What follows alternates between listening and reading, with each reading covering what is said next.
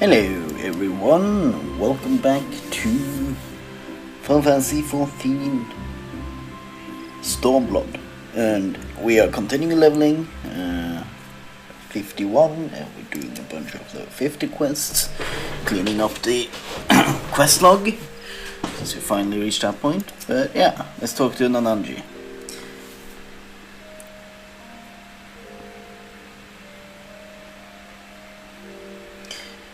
So this is Kalu Falls. The conspicuous lack of creatures aside, it's quite a beautiful place. Now then, the person we're to meet should be along shortly.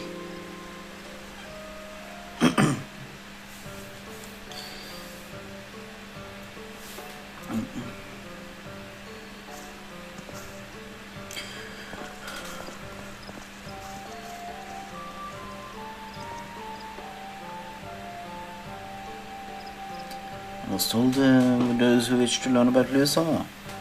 And who should one of them be but the champion of Eosia? Well met, I'm Lieutenant Zero Folk of the Order of the Twin Adder.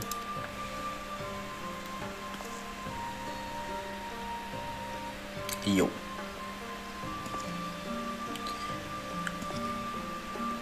At your service. Thank you for sparing the time to speak with us.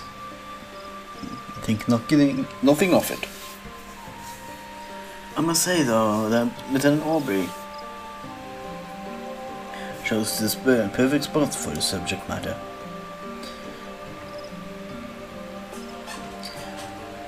Louisa spent much time in rumination here in the days before the calamity. We grew down in being somewhat reserved by nature. At first, the city kept the distance.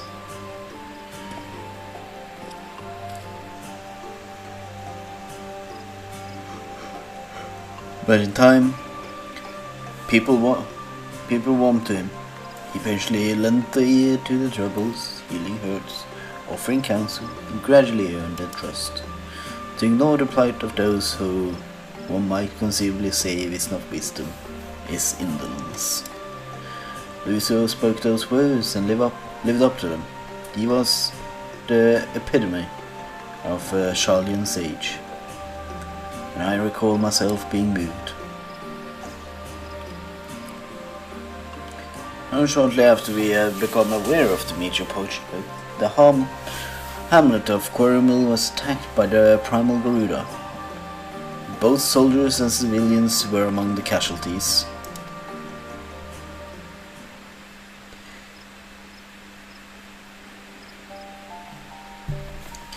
The Order of the Twin Adder moved to vanquish the primal, but we were not alone. Through Luzar's mediation, we had the support of not only our sister grand companies, but capable adventurers the realm over besides.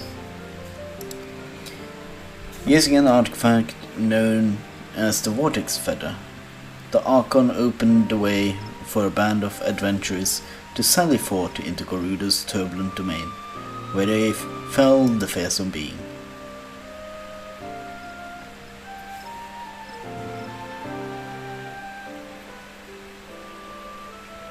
Upon their defeat, however, the primal dispersed ether did not return to land, instead absorbed into the red moon Dalmud. And when empires constructed new base in Madonna, the LDCC saw the need to decisive action and put forth a proposal, the formal reformation of the Ocean Alliance, which had for so long lain dormant. The initial response from the other nations was lukewarm at best. They felt that the burden to be borne by each party was excessive, and they were loath to do aught that would place them in a disadvantage against their rivals.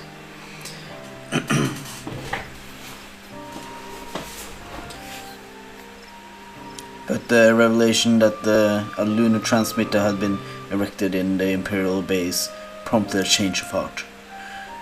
The tower controlled Dalmud descent. If it could be destroyed, then the meteor project would be forestalled. After handling constantly been on the back foot. Our nation were motivated to join hands, that we might strike a decisive blow against the enemy. Thus the Ocean Alliance reformed, as the Circle of Knowing had hoped.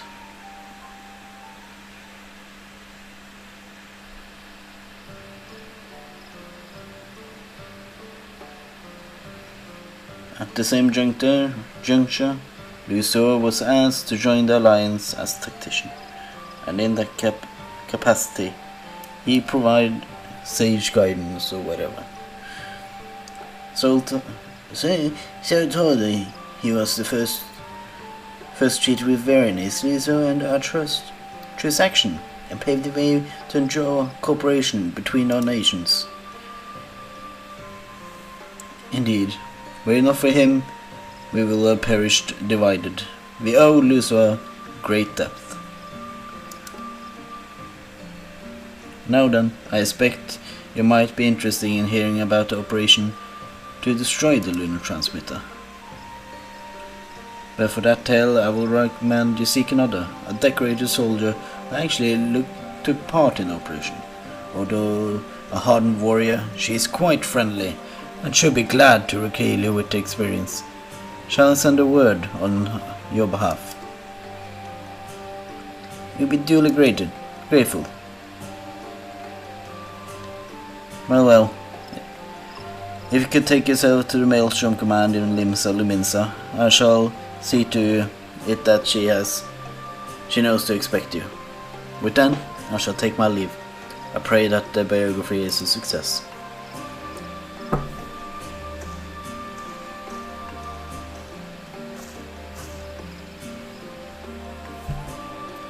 Everyone has been more helpful than I dare hope to.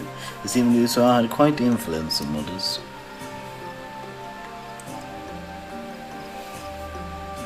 The interview gave us valuable insight into his character, and I'm eager to see what we learn in the next.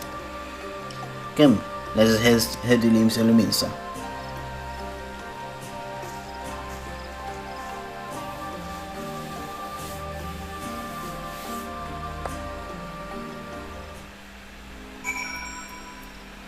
Okay, let's go to Limsa Luminsa.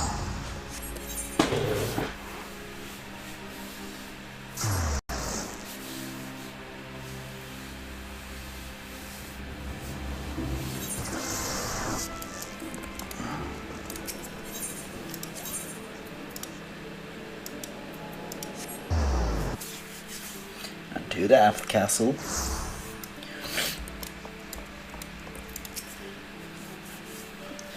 And there it is, Maelstrom Command, shall we then?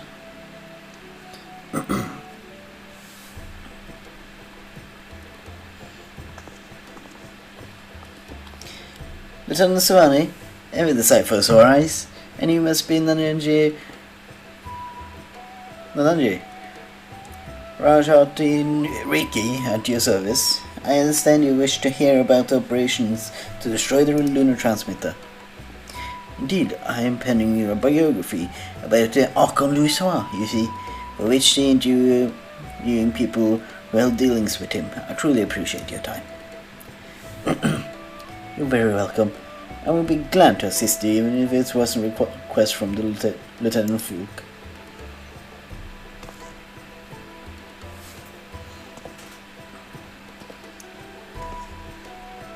Hey, you get a little, if you're part of the Grand Company. That's nice.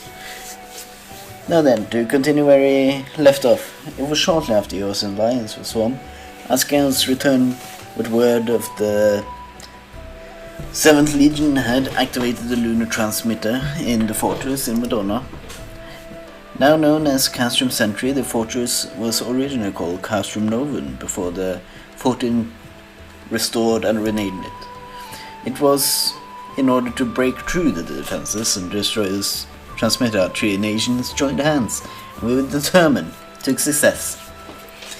The strategy that Drazor proposed was elegant in its simplicity. While our main force drew the Gallians' attention with all out siege, an elite band of adventurers would infiltrate the Castrum and make for our objective.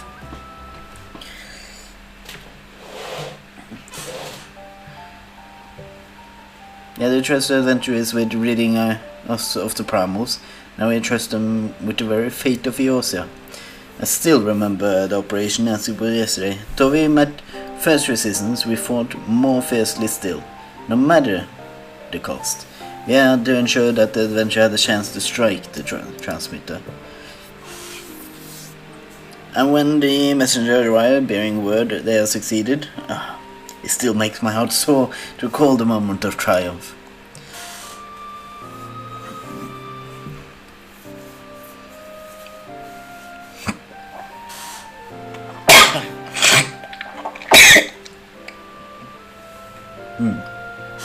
Oh, sorry about that.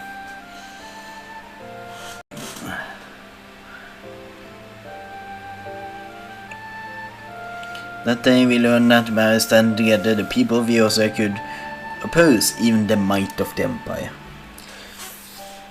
There's no exaggeration to say that victory paved the way for Eosia's future. Without it, there would not be no Operation Archon. Alas, it was no glad tidings. For though he destroyed the transmitter, Neil Vandanus appeared and claimed that he no longer needed the device to bring them downward, that he himself had the power to do so.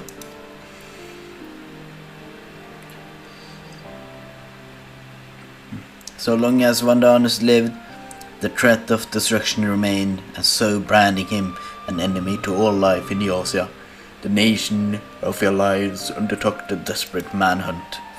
At length they located him in quarters and sent the greatest warriors to hunt him down. Leading a formidable band was the adventurer whom they called the Warrior of Light. And though no records remain of the first encounter, one thing is certain. At the battle's conclusion, Neil Vandanus was brought low.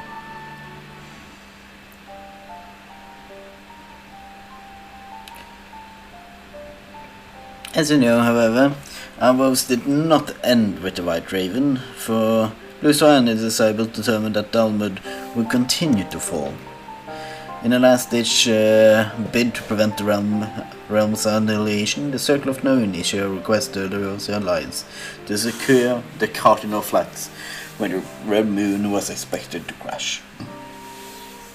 This was no simple task, for the entirety of the 7th Legion had amassed in Cardinal, but it was necessary in order to perform a ritual to stop Stomblood.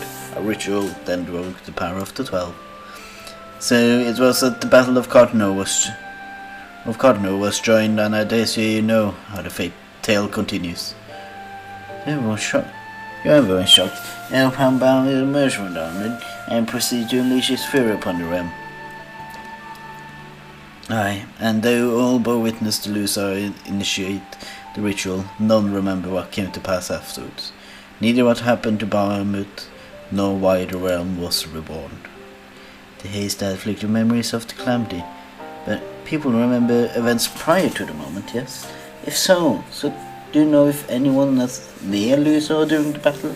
Someone whom I have spoken with him? If someone was near, I'm afraid of, I do not know. He was atop a rise for a ritual, while I was a good distance away on the front lines. My apologies. No, please don't apologize. You're sharing a wealth of information, and I couldn't ask for more. Well, if you're satisfied, then so am I. With that, I shall turn to my duties. I look forward to reading the biography when it's finished.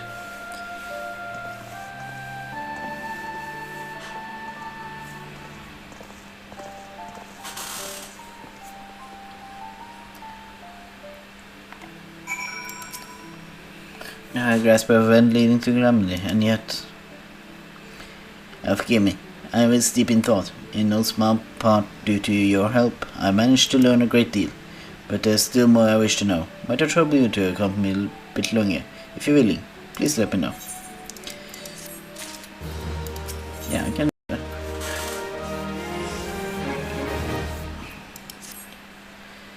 You continue to accompany me then? Wonderful. Come, let's head to the Drowning Wench to discuss our next move.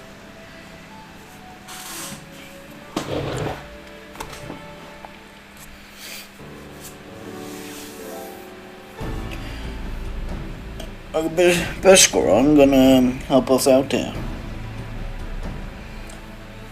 The man, the myth, the legend, the one that knows all of what happens. Our research precedes the page for we learn things not found in literature. But tell me, based on what you heard from my interviews, what is your opinion on Luso?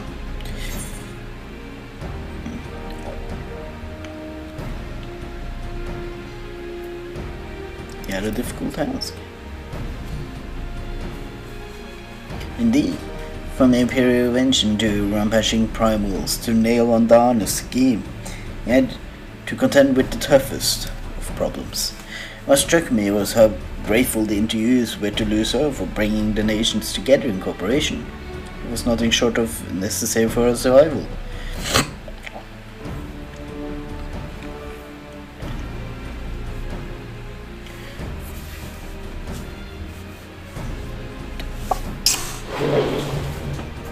Give me a limit.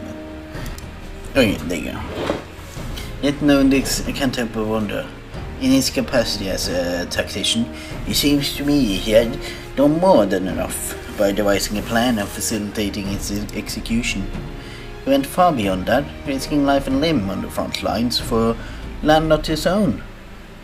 Perhaps he needed to be there for the ritual. Perhaps he felt a sense of duty. Even so, as noble as he decided to help others, what good is it if you end up sacrificing yourself? What was that compelled Drazor to go to Cardinal, and what went through his mind as the battle unfolded? In order to do his biography justice, I feel I need to know these things.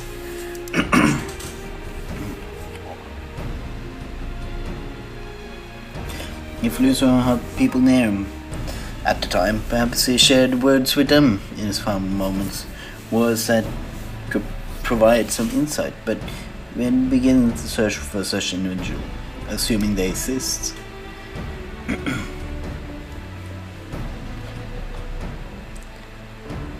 Sorry friends, but I couldn't help overhear a conversation. Just so it happens, an old bloke has heard among Drazor's God, a cardinal.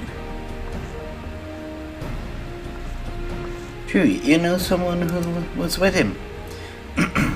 I understand where we was keeping a fact secret just for good measure though. Why don't you speak with him?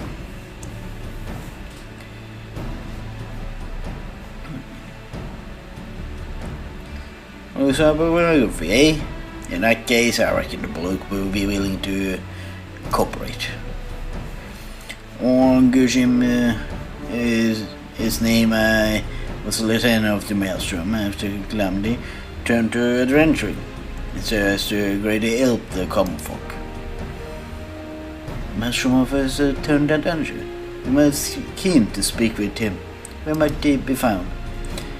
Oh, drop so today. Say business more of a dry bug. If you're lucky, you might still there. Understand? We knew that. We can't let this chance pass us by, Drazor. Let's take ourselves to the dry docks at once.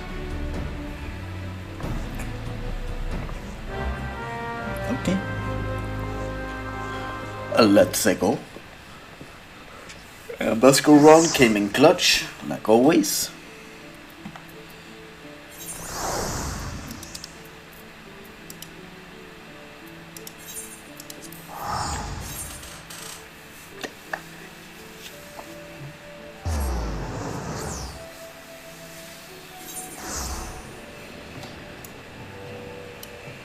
There. No. Alright. We could all be in hindsight. We should ask what it looks like. His name would suggest it's a midland, but I'm not here for it, but to make inquiries. Let's put it on them for task and meet again. Hey.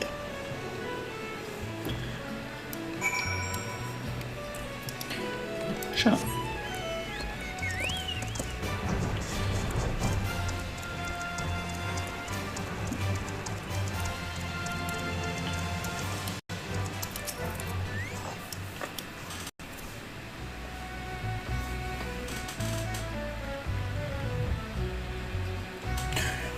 Looking for a Gookrum, you say? Don't know anyone by that name, I'm afraid. I did walk by unfamiliar feather just now, though, or by the mark of the spinner. There a flower in his hand, so he caught my eye.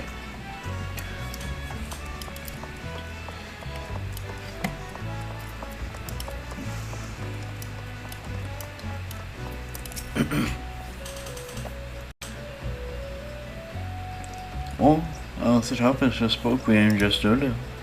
He said he wanted to buy flowers, so I directed him to a window. Not sure where he is now, though.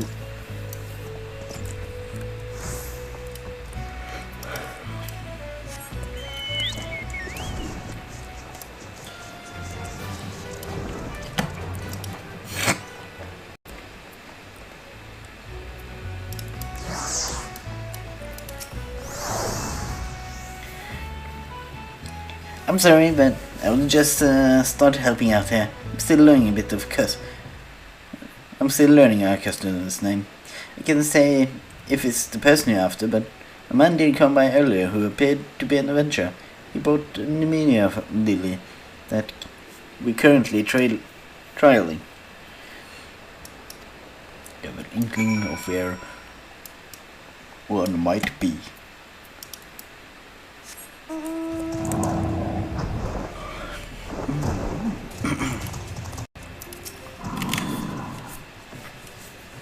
Dear Drazor, were you able to learn anything?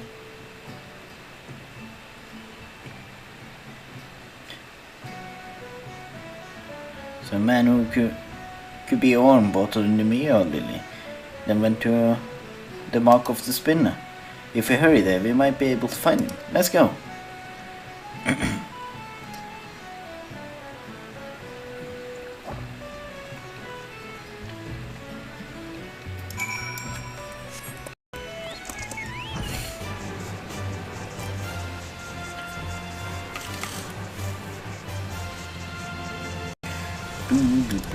And we fly.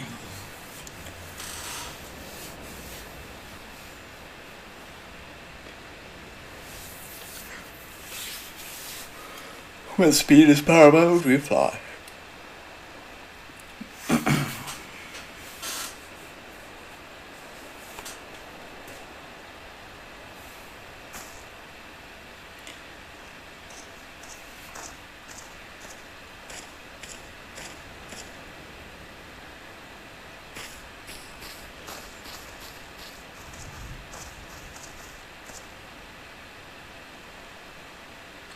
Begging your pardon, sir, but are you Lieutenant on Gridcombe?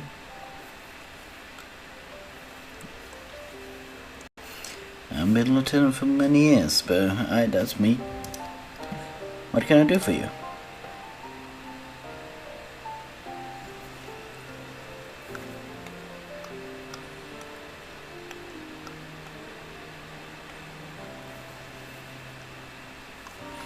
I realize this is sudden, but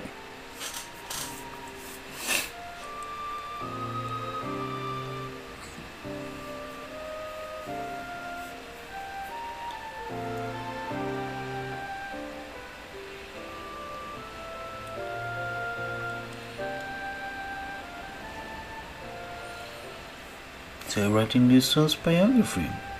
What my account as someone was near on hand at Cardinal.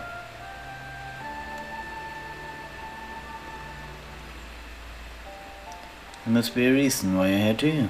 The warrior of light who led us to victory in Operation Archon. Very well, I'll tell you my tale.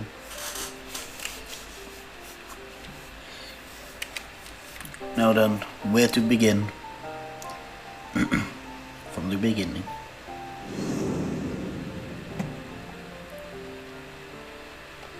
As you know, the battle was fought over the land of Dal, where Dalmund was expected to fall. In the beginning, neither side was able to gain the upper hand. But when the Imperials deployed their Magitech armor, our ranks were thrown into disarray. Those charged with protecting Drazor like me could only watch the carnage from afar. And though our forces managed to hold out thanks to the adventurous contingent, we sustained grievous casualties. But the real tragedy was what followed as Dalmund hurled towards it. towards us. It began shedding fragments of his before finally bursting open to unleash the primal behemoth. As all below looked on in shock, the battle completely forgotten. Behemoth took wing and spewed fire all over the land. Men and magic armor alike were set ablaze and set flying like so many insects. I only realized that I had stopped breathing when a commanding voice broke my trance. "You've done enough," Drazor told us. "Now fly and save yourself." But like my fellow guards, I wanted to remain. I couldn't charge into battle. Besides my comrades, at the very least, I will do my duty here.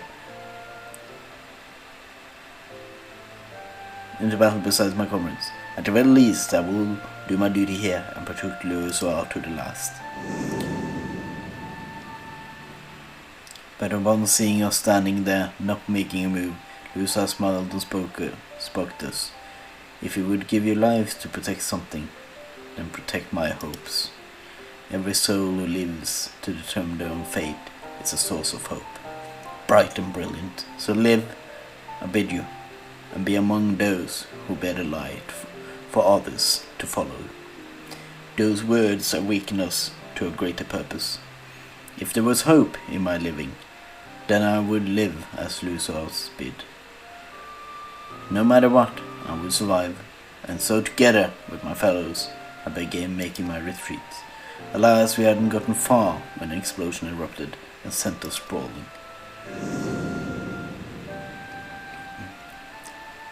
I struggled to my feet, just now see the enormous menacing silhouette of Brahmin looming over Drazor.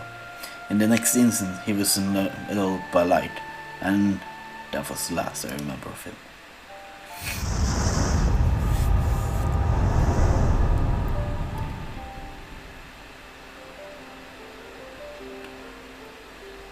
Drazor's final moment. Amidst that light, he looked to be smiling. What he was thinking in that moment I couldn't say, but one thing is certain. We all of us are alive thanks to him.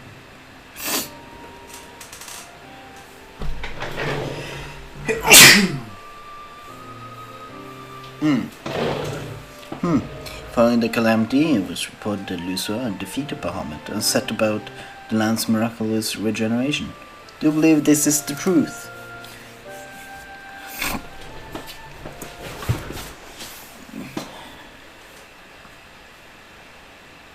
Every soul who lives to determine their own fate is a source of hope.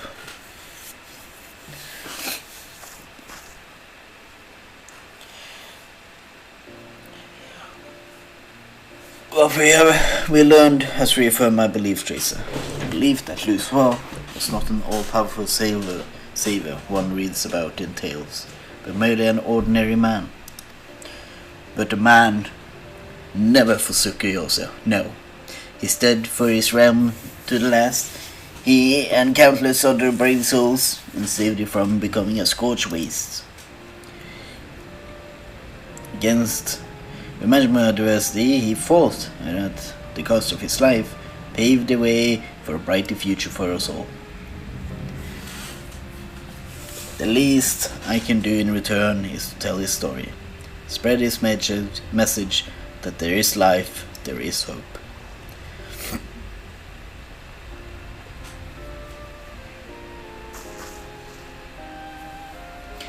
Thanks to your account, I believe I found an angle for the biography. I'm truly grateful.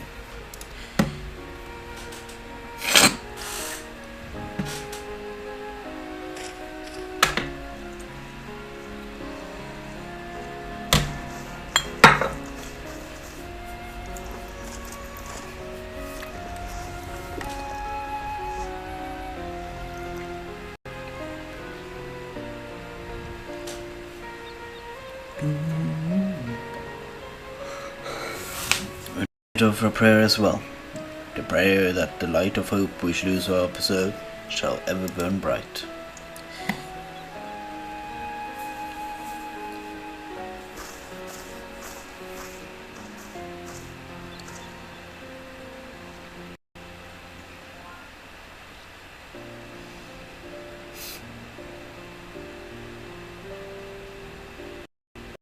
mid morning, the sunrise.